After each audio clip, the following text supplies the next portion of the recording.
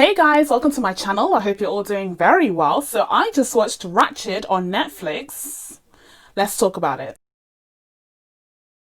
So Ratched is the latest addition to Ryan Murphy and Netflix's multi-million-dollar slate. Of course, earlier this year, we also got Hollywood, which was another Ryan Murphy production. And I have a review of Hollywood here on my channel, which I'll link down in the description box below. But just know going into this that if you've seen that review, there are some very common themes in this series, which we'll be diving into this review as well. But Ratched stars Sarah Paulson as the titular character, Mildred Ratched, who first makes an appearance in One Flew Over the Cuckoo's Nest. She is one of the most legendary characters, especially villains, in any film ever. That film is amazing. I watched it in psychology class and I remember rewatching it because it just stuck with me. It is haunting. It is incredible. It stars Jack Nicholson. It's a legendary film and she is a legendary character. So when I heard that Netflix wanted to make a prequel series that focused on Nurse Ratched's life before the events of that film, I was intrigued. And then to see that they cast Sarah Paulson, which I thought was genius. That is absolutely genius. Now, I would say if there was one critique of that,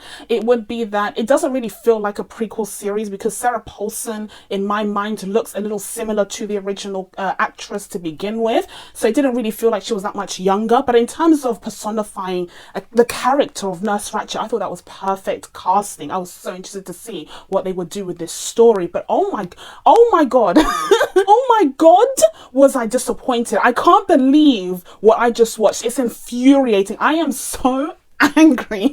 And yes, you're definitely going to get some sassy Jean in this video because I'm really upset. There are so many issues. I think it's even worse than Hollywood from earlier this year. We're going to dive into it. But first of all, I would very much appreciate it if you would take a moment to subscribe to my channel and turn on your notifications so that you can be notified when I post a new upload. And also be sure to comment down below and let me know what your thoughts are on this series because god damn it, there's so much to go into. So without further ado, let's just dive right into it. First of all, let's discuss some of the things that I did think worked about this series. Now, like I mentioned before, I think Sarah Paulson being cast in this role was excellent. I think she did an amazing job because she's Sarah Paulson and doesn't know how to do a bad job.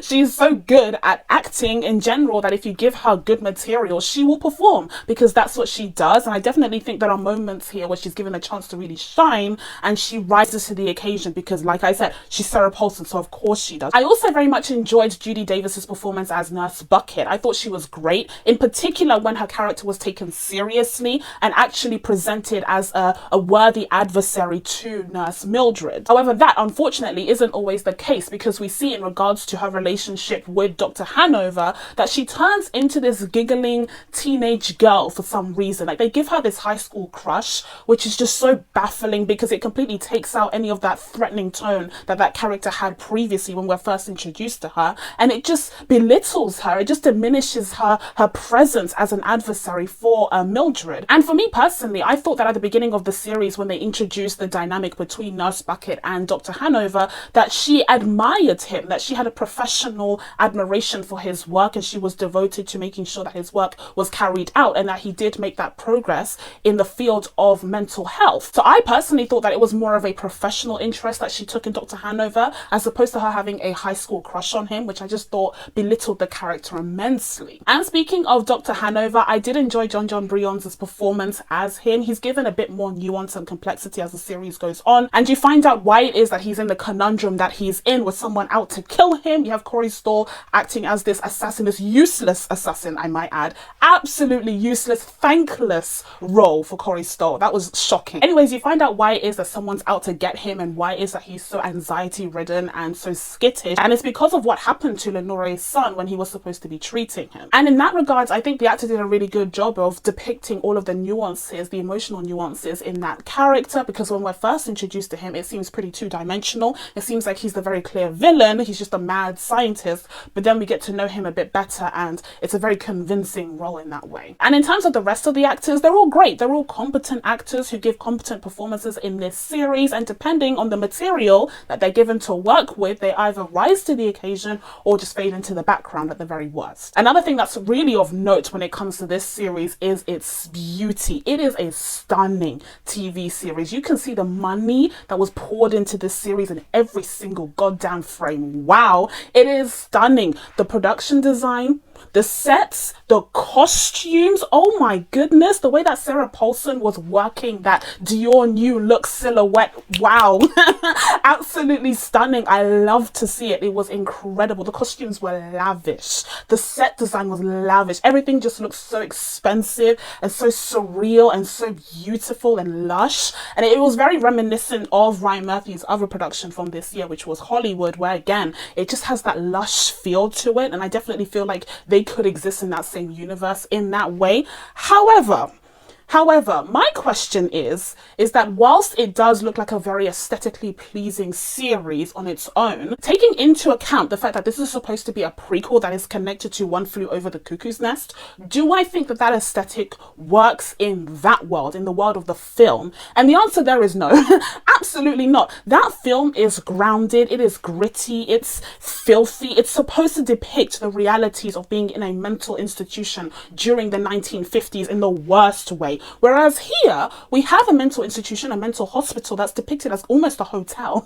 It is absolutely beautiful. We see motifs of, a lot of green, reds and blues being used here. It's very bright, it's very lush, it's very technicolor, but it doesn't feel in any way, shape or form connected to the original source material. So at this point, there's just such a lack of connection there that I start to wonder, what's the point of setting this whole series in that world in the first place? That takes me to the plethora of issues that I had with this series, and I'm going to dive into the themes that were explored throughout the season overall. So first of all, a very prominent theme that is explored in this series, understandably, is that of mental health and mental health institutions in the early 20th century. It's very heavily emphasized, especially at the first half of the series, where we actually focus on the mission statement of the show, the horrible and primitive practices that were put in place during this time to treat mental health patients, including trepanning, which stretches back to like the cavemen era, by the way, because I did a little bit of history of medicine in school, so I know that stuff. But anyways, I digress. You also have lobotomies.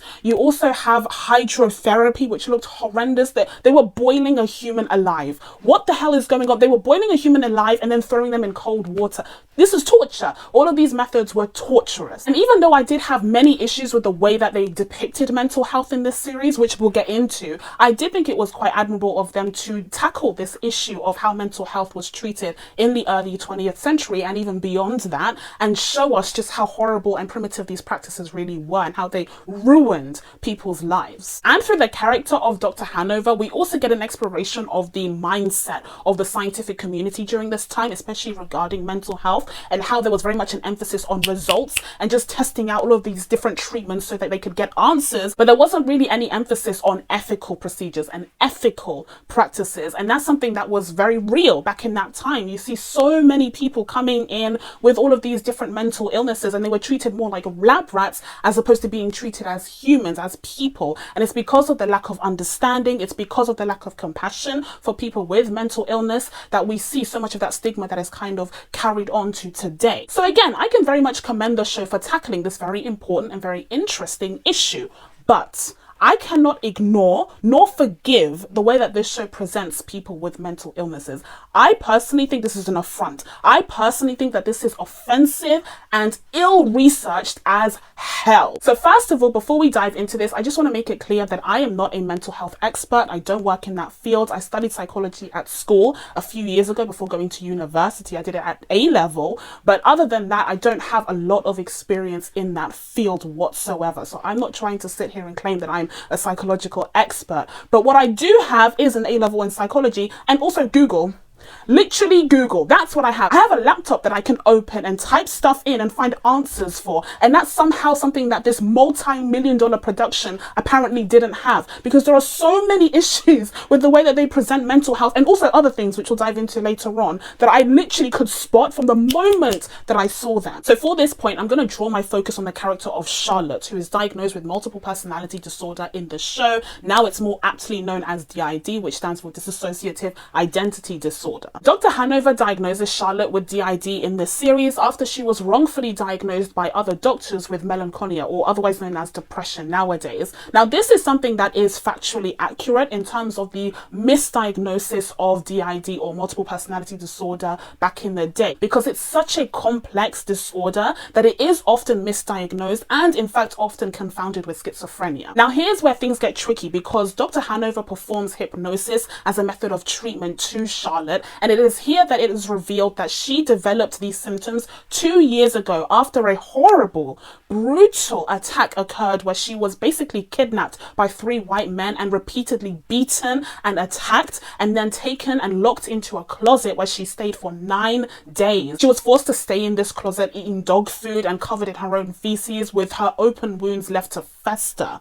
Now, I emphasize this horrific event because it is very important for 2 main reasons. Firstly, in regards to the representation of this mental illness right here, but then we're also going to be going back to it when we talk about the race aspect of this series. And to make matters worse, at the end of this story, she reveals that the police officer who eventually did arrive was a father to one of the perpetrators, and he told her not to press charges against his son and paid her $5 to make sure that she didn't. $5 is how much he thought this entire experience was worth. So that's the patient's story that's presented to us in this scenario. Now let's return to the facts. Firstly, we have the process of hypnosis being used as a treatment for DID. Now, this is something that is somewhat factually accurate because it was used at various points in time for treating DID amongst many other things, but it kind of did go in and out of fashion in the scientific community. So I would just let it slide and say that, assuming that during this time hypnosis was in again, that perhaps it would be used by a Dr. Hanover to treat DID, whatever. But what I can't let slide is, first of all, a requirement of DID in order to be diagnosed with it is that the patient must lose their memory whilst they're switching alters, which is the identities that they have. So here we have Charlotte explaining that she does have memory loss issues and she finds herself in places that she can't really remember going to.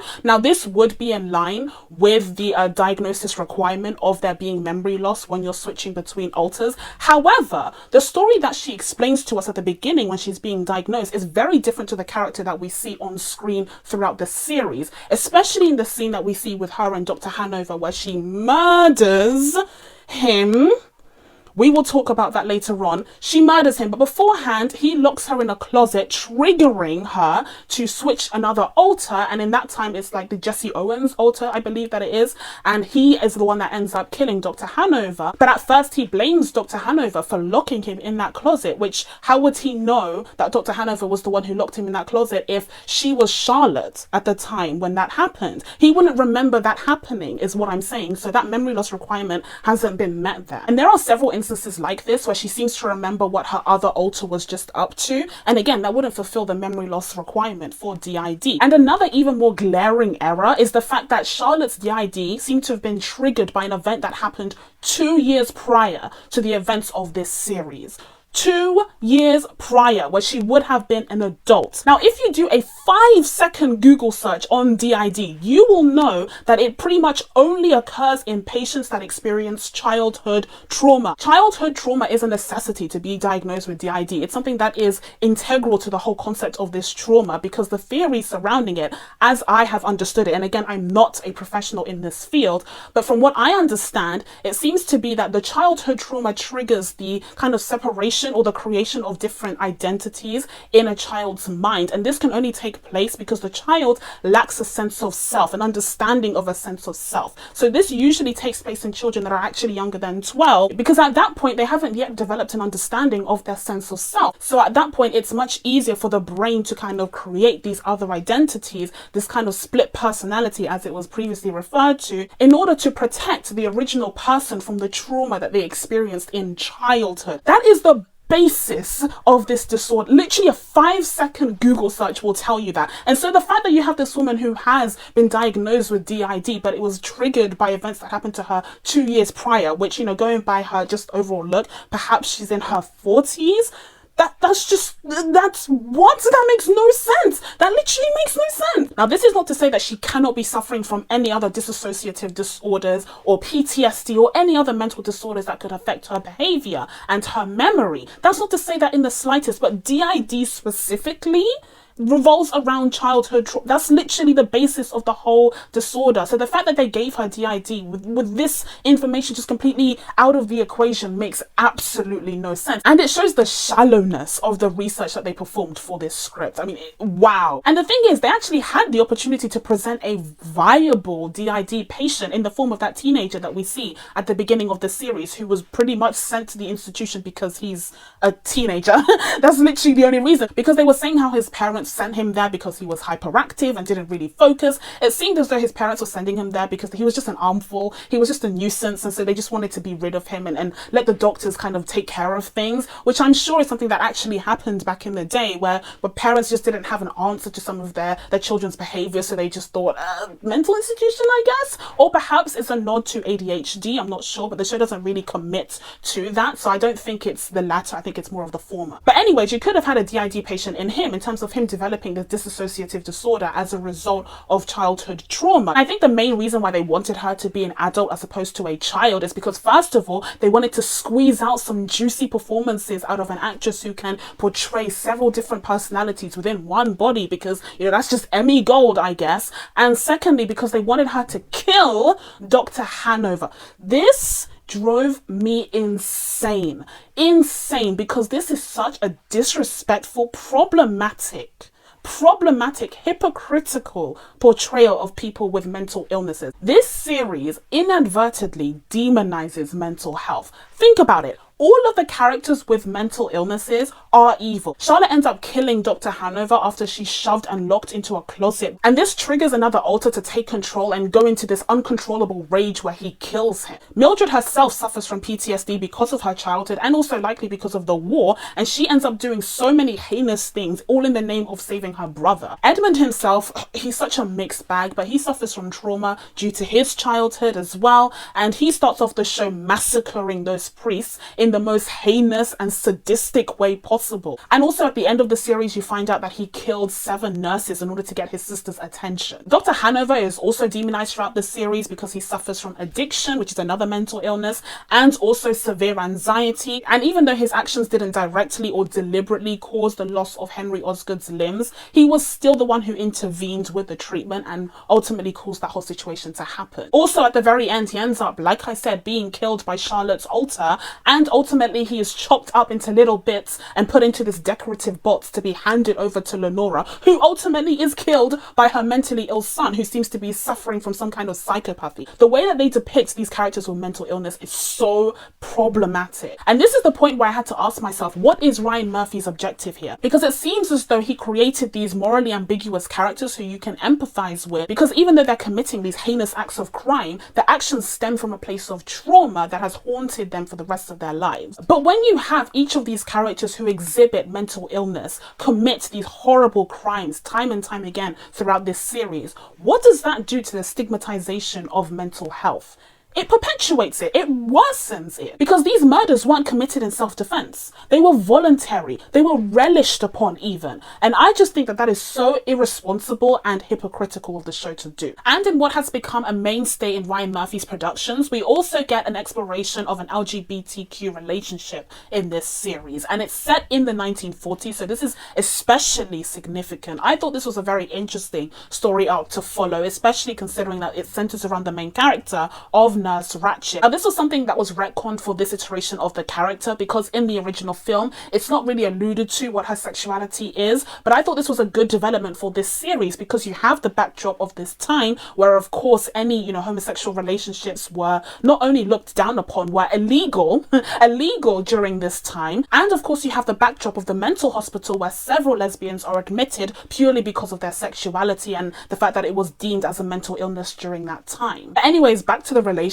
Whilst I can 100% commend this show for tackling the issue of LGBT rights during this time, especially with the backdrop of mental illness, I have to say that the actual relationship between Mildred and Gwendolyn left a lot to be desired, in my opinion. And it certainly didn't help that at the beginning of the series, when Mildred had shown openly that she was reluctant to develop any sort of relationship with Gwendolyn, she left her husband, her black husband.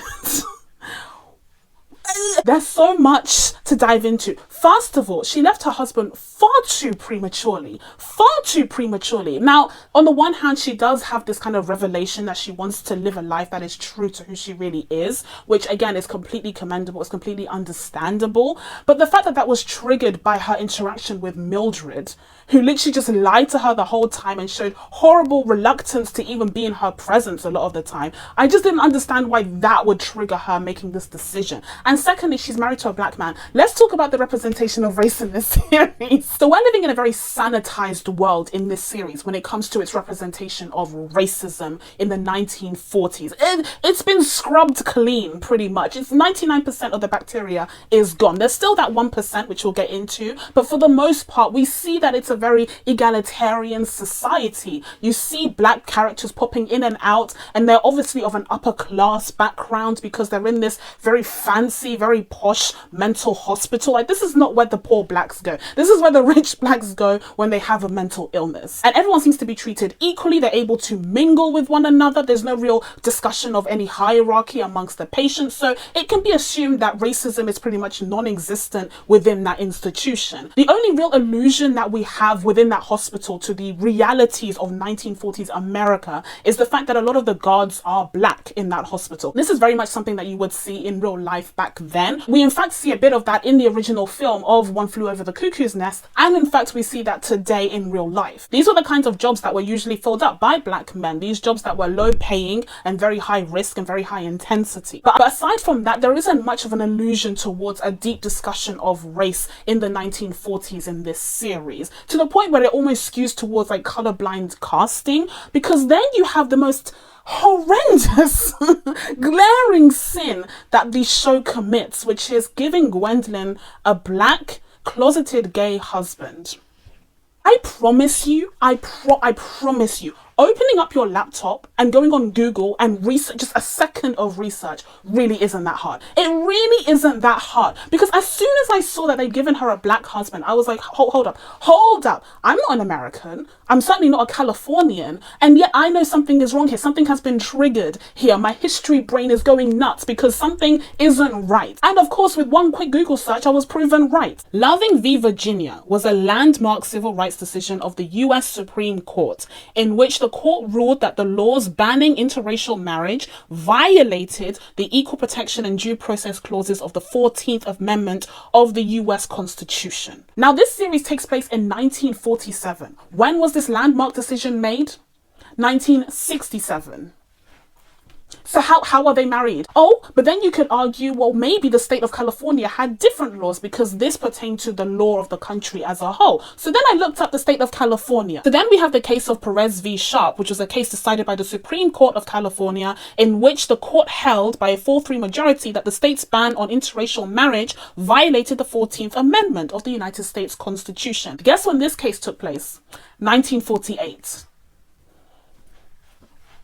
So how exactly did they get married? Not only that, but how is Gwendolyn, a white woman, getting married to a black man beneficial for her career and her social standing in that community?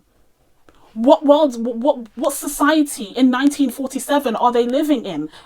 Because here's the thing, they're clearly living in a patriarchal society where a woman needs to be married to do anything, as is shown by Vincent D'Onofrio's character, who is obnoxiously misogynistic. But then you also have an absence of racism, which leads me to believe that this show has been sanitized specifically when it comes to the point of racism during this time. But then at the same time, if you rewind back to what I said about Charlotte and her story, she was brutally attacked by 3 white men in what was assumingly a racially driven attack.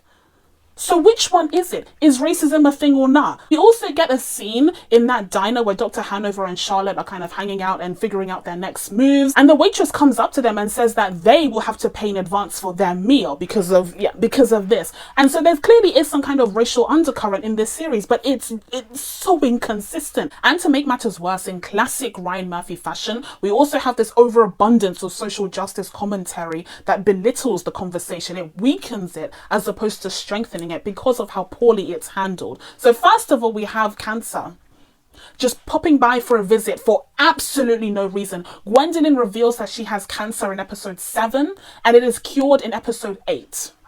What an insult. What did that add to the story? Absolutely nothing, other than just this shock horror moment for just literally a second before it's quickly resolved in favor of having this happily ever after for the character of Nurse Ratched. It made absolutely no sense to have in this series, and I literally almost gagged when I heard Gwendolyn say that. I was like, she has a cancer, really? He did this in Hollywood as well. He gave one of the male characters cancer at the very last minute, and he ended up dying, but here we see a happy ending for Gwendolyn. But it's just unnecessary. Can we not just throw around cancer as a story device just willy-nilly? Can we stop doing that? And then also you have feminism just sprinkled in here throughout, because of course you do. Except, am I supposed to be rooting for Nurse Ratched, who reveals that she is in fact underqualified for her job? Am I supposed to be happy that she ends up at the top of the food chain in that hospital? Because I'm not. Because I'm more of a fan of a meritocracy. Personally, that's just me. I'm more of a fan of the hospital being run by someone who is qualified. Now, Nurse Bucket is qualified, but she really annoyed me at the end there, where she took over the hospital and one of the nurses had the brains to ask her, well, how are we going to run this hospital without a single doctor? To which Nurse Bucket replies, who needs doctors anyways? You're running a hospital. What do you mean, who needs doctors? What?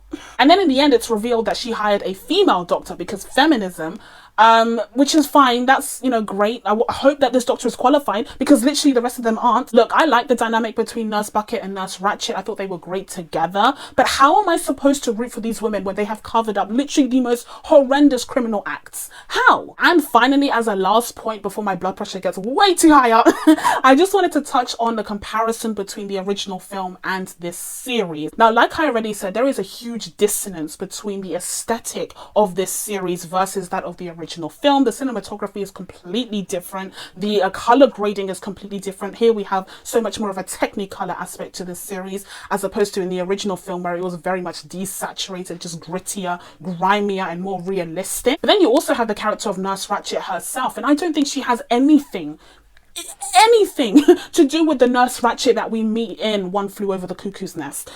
Absolutely nothing at all. Like, this is supposed to be a prequel explaining that character's trajectory, and no, that's a lie. Absolutely not. So overall, is the series the worst series ever created?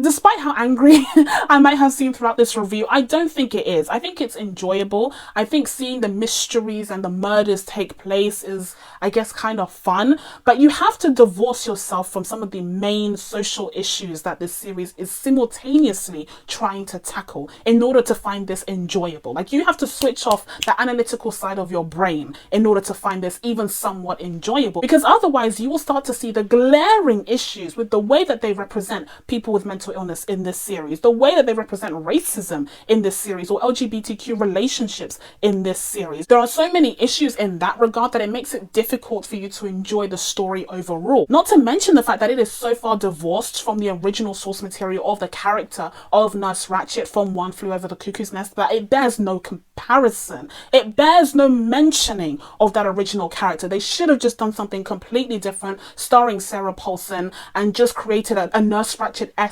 character that was completely original, because the comparison is just non-existent. And so with all of that said, I'm going to be giving Ratched a 5 out of 10.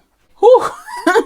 So that's it from me. Now that I told you guys my thoughts on Ratched, it's time for you guys to let me know what you thought of this series down in the comments below. I would love to hear your thoughts. Please be sure to subscribe to my channel so you can catch new uploads. Thank you guys so much for watching, especially because this is probably a long one. I really appreciate it, and I will see you in the next one. Bye.